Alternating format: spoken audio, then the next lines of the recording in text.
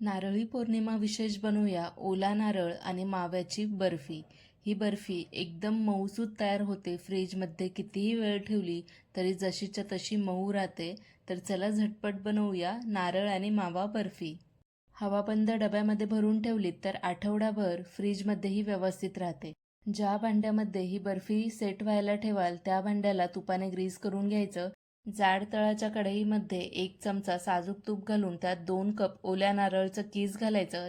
पुन्हा 1 छोटा चमचा साजूक तूप घातलं। आता हा कीस 2 ते 3 मिनिटसाठी बारीक गॅसवर परतून घ्यायचा, त्याचा कच्चेपणा जाईपर्यंत। त्यानंतर पाऊण कप साखर आणि अर्धा कप दूध घालून ही साखर पूर्णपणे विरघळेपर्यंत सतत ढवळत राहायचं। साखर पूर्णपणे विरघळली की लगेचच 100 ग्रॅम मावा घालायचा आणि माव्यामधल्या सगळ्या गुठळ्या फोडून व्यवस्थित असं या मिश्रणामध्ये मिक्स करून घ्यायचं। हे मिश्रण बऱ्यापैकी घट्ट व्हायला आलं की त्यात 1 चमचा साजूक तूप आणि पाव चमचा वेलची पूड घालायची आणि अजून थोडा वेळ परतत हे मिश्रण घट्ट करून घ्यायचं। जर तुम्हाला एकदम घट्ट वडी हवी असेल तर पूर्ण मिश्रण घट्ट होईपर्यंत परता।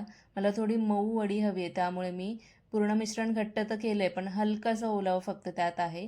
तुपाने ग्रीस केलेल्या टीनमध्ये हे मिश्रण घातलं आणि सगळ्या बाजूने सारखं पसरवून घेतलं। त्यानंतर आवडीप्रमाणे वरून ड्रायफ्रुट्स घालायचे। आता हे थापलेलं मिश्रण थोडंसं कोमट होऊ द्यायचं। कोमट झाल्यानंतर मग त्याच्या हव्या तशा वड्या पाडून घ्यायच्या। पूर्ण थंड करायचं नाही, कोमट असतानाच वड्या पाडायच्या आणि मग पुन्हा काही वेळासाठी हे पूर्णपणे थंड करायचं।